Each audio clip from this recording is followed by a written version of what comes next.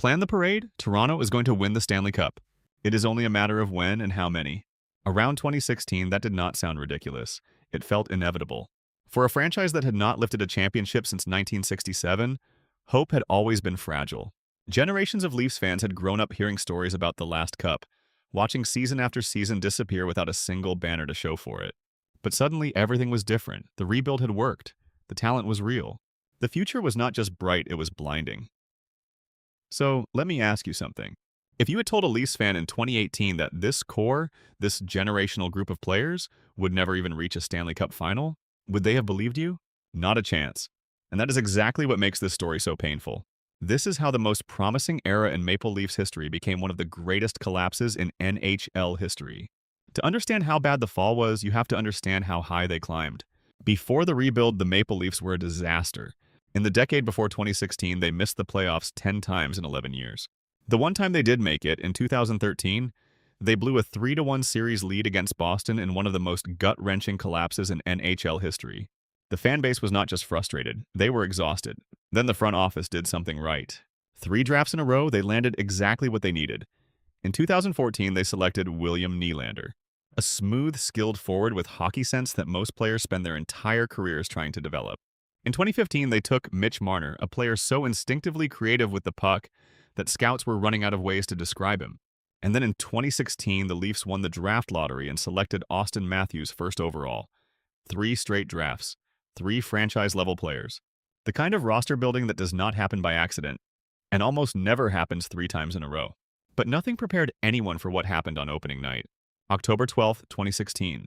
The Maple Leafs host the Ottawa Senator. Auston Matthews, 19 years old, steps onto NHL ice for the very first time. On his first real opportunity, he scores, then he scores again. By the end of the second period, he has a hat trick. Before the night is over, Matthews scores 4 goals in his debut, becoming the first player in the modern era to do it. The Air Canada Centre is shaking, Toronto is losing its mind.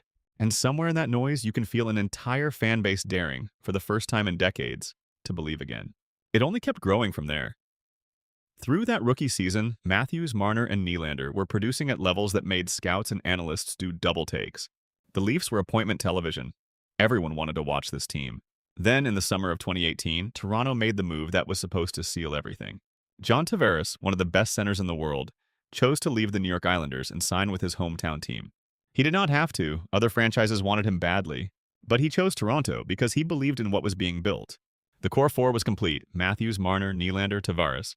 Elite talent at every key position, all in their prime years, all signed long-term. The headlines could not contain themselves.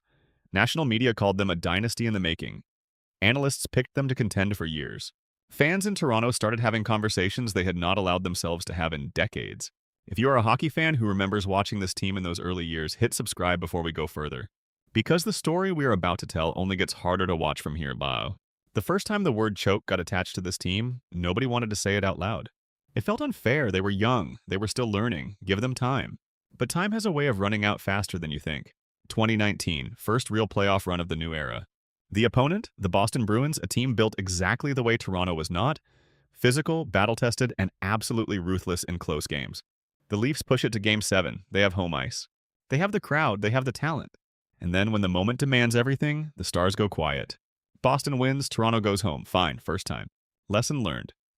2020, the pandemic bubble. Different setting, same result. The Leafs face Columbus, a team they should handle. They blow the series lead and lose in Game 7. Again, 2021. This one is the one that changes the conversation permanently. Toronto faces the Montreal Canadiens in the first round. Montreal is not supposed to be here. The Leafs are heavily favored. The entire hockey world expects Toronto to advance. And then, in one of the most stunning upsets in recent playoff memory, Montreal eliminates them. First round, Game 7. The city goes completely silent. 3 playoff runs, 3 first-round exits, all 3 ending in Game 7. At this point, the word choke is no longer being whispered. It is everywhere. Sports radio in Toronto runs 24 hours a day, and every single hour someone is asking the same question: what is wrong with this team? There's no market in North America that puts a hockey franchise under a microscope the way Toronto does. Every shift is analyzed. Every quiet game from a star player becomes a story. Every loss is not just a loss, it is evidence of something deeper and darker. And the deeper, darker thing people were starting to point to was this: the Maple Leafs might simply not be built right for playoff hockey. Here is the structural problem nobody wanted to address directly. Paying 4 elite players at the top of the market eats up cap space at a rate that leaves almost nothing behind. The supporting cast around the core four was, in most of those early years, thin. In the regular season, when Matthews and Marner and Nylander and Tavares are all performing, the depth does not matter as much. But in the playoffs, when opposing coaches game plan specifically to neutralize your top line, you need your third and fourth lines to win games. Toronto did not have that. And management kept treating each playoff failure as a personnel problem at the margins, rather than a structural problem at the core. The coaching decisions made things worse. Mike Babcock had built a culture of discipline and structure, but the stories that emerged after his firing in 2019 raised serious questions about the environment he had created. Sheldon Keefe came in and immediately made the team more offensive and enjoyable to watch. But enjoyable and effective in April are two very different things. When Keefe was eventually replaced by Craig Berube before the 2024 season, it was the third different coaching philosophy this core had been asked to adapt to. Each transition costs time, each transition costs trust, and through all of it, the same players were at the center of every conversation, not always for the right reasons. Do you think this core ever genuinely had what it took to win a Stanley Cup? Drop your answer in the comments right now. Yes or no? I want to see where this community lands, because the next part of this story is where the real debate begins. The 2022 and 2023 seasons brought something new, actual progress. For the first time since 2004, the Maple Leafs won a playoff series in 2023, beating Tampa Bay in the first round. The fanbase allowed itself to breathe. Maybe the corner had been turned. Auston Matthews in 2023 and 2024 was playing the best hockey of his life. 69 goals in the 2023 season, the highest total in the NHL in nearly 30 years. The kind of season that makes an argument all by itself. If this version of Matthews cannot lead Toronto deep into the playoffs, nothing can. 2024, first round, Boston again, Game 7 again. Overtime, lost, the same movie, different year on the poster. 2025 brought the cruelest version of it yet. The Leafs advanced past the first round and took a 2-0 series lead against Florida in the second round. They were 2 wins away from the conference final. The window was open, and then Florida won 5 straight games. Game 7 was played at home in Toronto in front of a crowd that had been waiting their entire lives for a moment like this one. The Leafs were lifeless. Their stars disappeared at the worst possible time. When the final buzzer sounded, fans started throwing jerseys onto the ice. Not in celebration, in disgust. 9 years into the Matthews era. 1 conference semifinal appearance, no Stanley Cup finals, no banners. Nothing but the memory of what this team was supposed to become. The summer of 2025 arrived and Toronto finally did what the results had been demanding for years. Mitch Marner was traded to the Vegas Golden Knights in a sign-and-trade deal. 8 years, $96 million, a new city, a fresh start.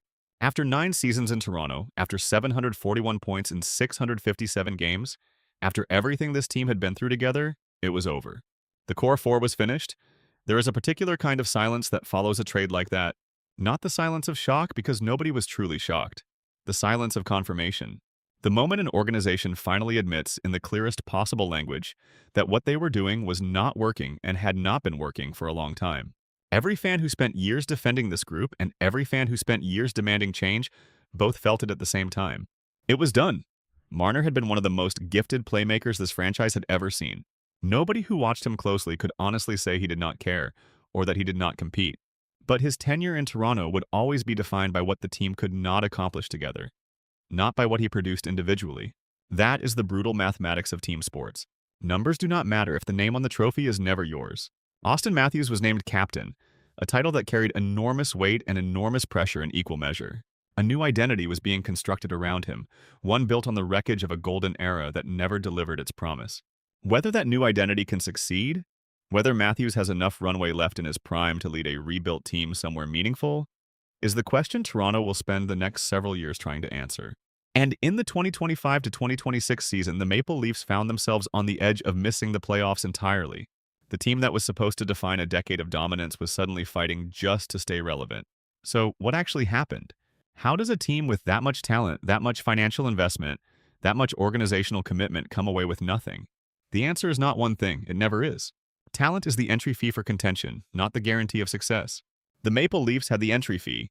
What they consistently lacked was the organizational infrastructure around it.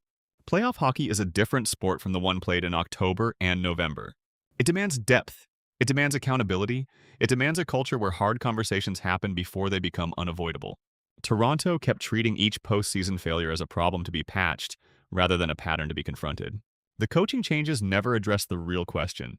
Adding or subtracting a role player every offseason never addressed the real question.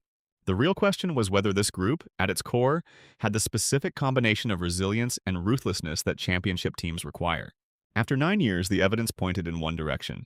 There is also something unique about Toronto that no other market quite replicates. The pressure is not just intense, it is constant. Every practice, every road game, every quiet night from a star player becomes a referendum on the entire franchise.